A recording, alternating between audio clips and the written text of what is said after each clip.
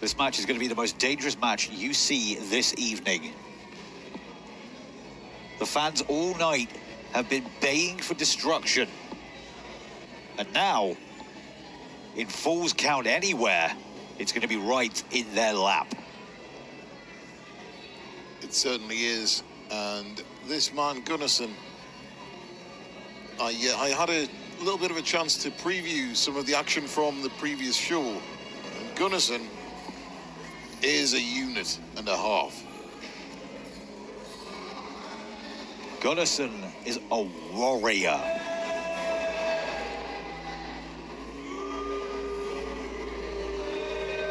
Is that James Mason here is indeed a legend of British wrestling. And there's a little bit of history here with an attack from a couple of shows ago, and James Mason was on the he was in a match with Dante for the British I do apologize, I'm losing my words here. Put your teeth back in. Yeah. James Mason was in a match with Dante Durden for the New British Promotions Heavyweight Championship, and Gunnarsson levied an attack on him. It cost him that title. And right now, this is our chance for a little bit of revenge from James Mason. Oh, careful what you wish for, Mr. Mason. You might be a legend in the British wrestling industry, but you're about to hit a wall. The second wall we've seen in Project Mayhem tonight. Yeah, Gunnarsson with his heavy artillery there that we're expecting. You could call him the Big Gunnarsson. Most definitely, and he's going to be looking to unload some ammunition on James Mason. James Mason, I mean, if you've seen this man wrestle before, you will know just how technically sound and how much experience he brings to the table. Gunnarsson is going to have to pull something very special out of the bag. Well, he wasn't pulling anything there. He was pushing him straight into the corner and showing him who's boss. Well, I don't know. This is it's all part of the feeling out process, this, when it comes to an actual match. I mean, it's difficult to tell what you're up against when you're being jumped from behind, but got to gauge you got to gauge your opposition's strengths. There we go, straight into that very quick switch into the headlock by James Mason. And if you notice, this is where a man of his caliber comes into play. He's not just snatching a headlock on and holding it there. He's grinding his forearm into the face of Gunnarsson. But Gunnarsson taking somewhat of exception to that, and now is grinding his fists into the side of the head of James Mason.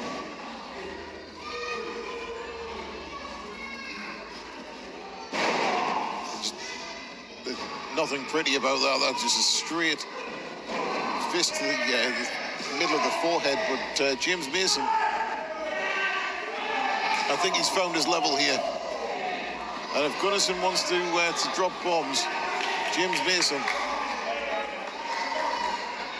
will most definitely return fire.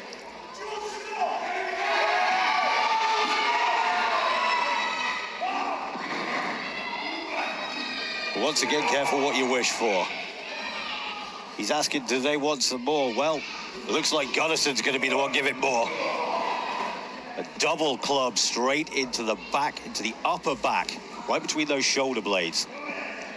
Got to be careful with an area like that. If you hit him hard enough, you can pinch a nerve, which is going to be really difficult for him to lift him up later on. It certainly is. And of course, the Falls Count Anywhere aspect is now coming into play. Yep. As you see, the referee, all he can do is follow along. There's no countouts here. James Mason, again, is rallying to the crowd, but that's giving Gunnarsson time to recover. The last thing you want to do is go give him room to breathe. He's not at the moment. First cover. taking full advantage of this stipulation. The first cover of the match is outside the ring. And now those people on the merchandise table need to be worried. They've got two big boys in front of them. They certainly have. Mason and Gunnarsson are getting a little too close for comfort there. And there's the stock of extra furniture. There's a lot of sharp edges in there, a lot of hinges. He's trying to redecorate Gunnarsson's face. I don't think I've ever seen that book of feng shui, but... and he's out the door. He certainly is. Well, the pins can count out there. Exactly, falls can count anywhere. Now, we'll try and stay with this as long as we can, folks. Obviously, it's difficult to see much out there because of well, because it's night time. Using the fire exit to his advantage right into the base of the leg there. Yeah, push bar to open. I think the corner of that bar just nearly opened up the quadricep of James Mason. It looked like he went into the lower back, right to the hip area. That's... He's not careful. James Mason could end up with a bit of sciatica from that. It's certainly going to put him at a disadvantage when it comes to using the strength in certain areas of the mobility that you need to pull off some of these... Well, he's now destroyed somebody's chair. If somebody's got to the toilet, they've got nowhere to sit when they come back. Yeah, he's using, just using another chair as a necktie on Gunnarsson. There's a lot of malice in here. I don't think I've ever seen James Mason this fired up. I don't think I've ever seen him this violent. Well, you've been talking about all the underhanded tricks tonight. James Mason seems to have been schooled in them himself. Certainly, yeah. But that's all it took. One kick right into the knee to change the tide of this match. And Gunnarsson now taking a moment to breathe. Because you need that oxygen in your lungs. You need that oxygen flowing around your body.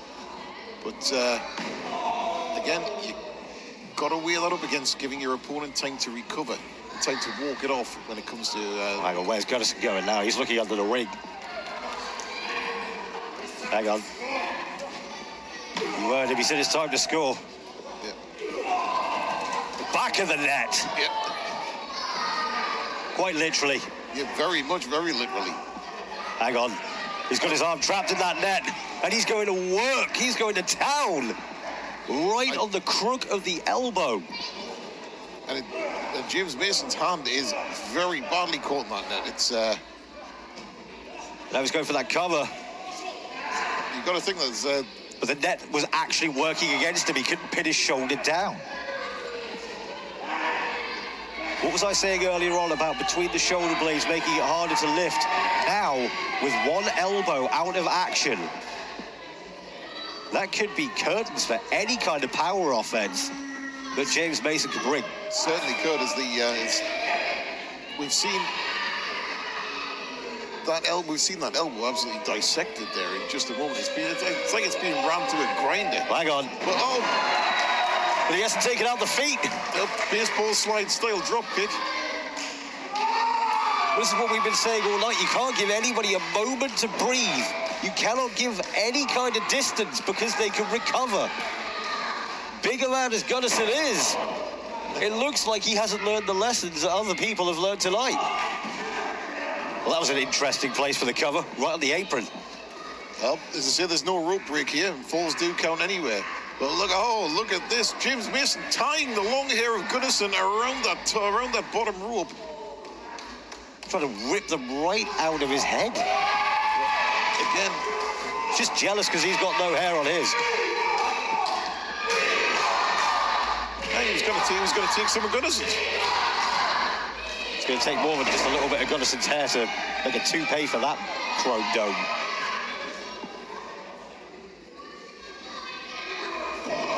Big lariat right from the outside in. Massive springboard lariat. Again, only enough for the two, but you could see where you mentioned the hip before and the upper leg, lower back area. You've got you could see that that kick out was not There wasn't as much behind it as you would normally expect from James Mason. That's right, because you've got to use your hips to power up and round. It's not just lifting your shoulder off the mat. You really got to push the weight off, and that's where the power comes from the hips and the leg. If he's damaged that, it's going to really compromise his ability to kick out of even the most simple cover. And Gunnarsson now taking advantage of the slower pace that he's brought to the match. That was a big stalling double axe handle there from the Viking. And right now, again, just stretching out the neck and throat over that bottom turnbuckle. Downward pressure on the throat. See, what I've been really appreciating about some of the consistent offense that comes from Gunnarsson is when he kicked out of the pin earlier on. I don't know if you caught it. Oh, wow, massive. We certainly caught that drop kick. Massive drop kick. Again, he's favouring that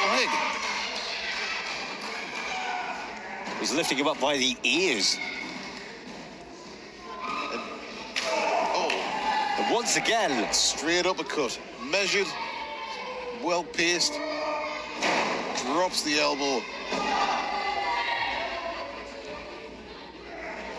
Sabina's foot's on the ropes.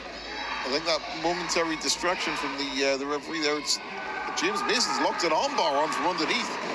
And Gunnarsson raking the face to escape. Like we said, no disqualifications in this particular matchup. Oh! Black hole slam. Straight to the center.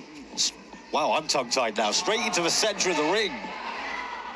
But Gunnarsson has picked James Mason up. He's not finished with him.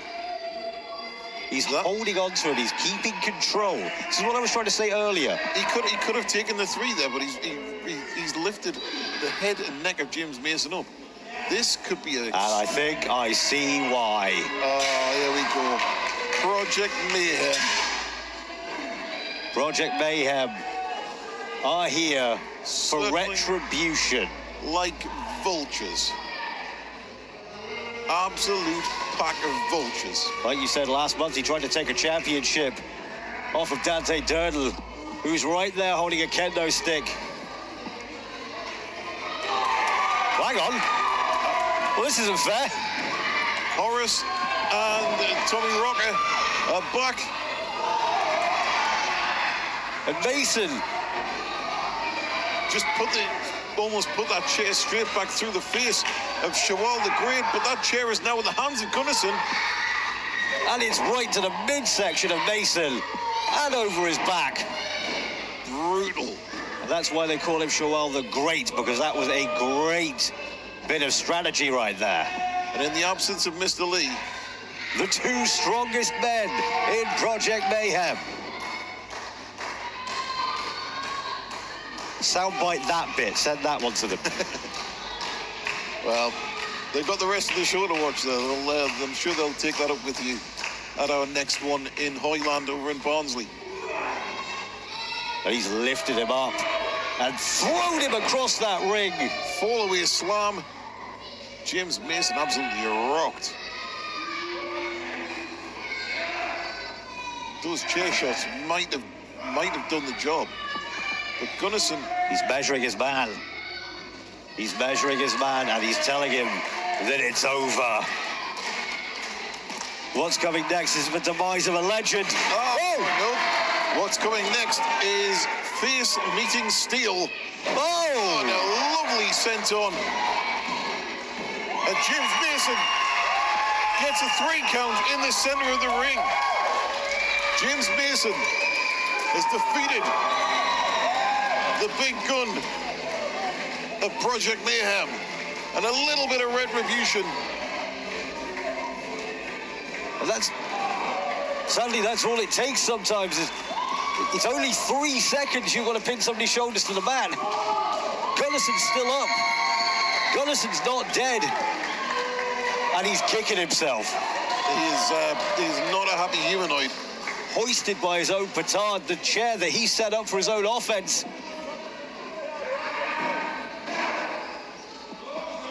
He's really not happy. And the win goes to a British wrestling legend.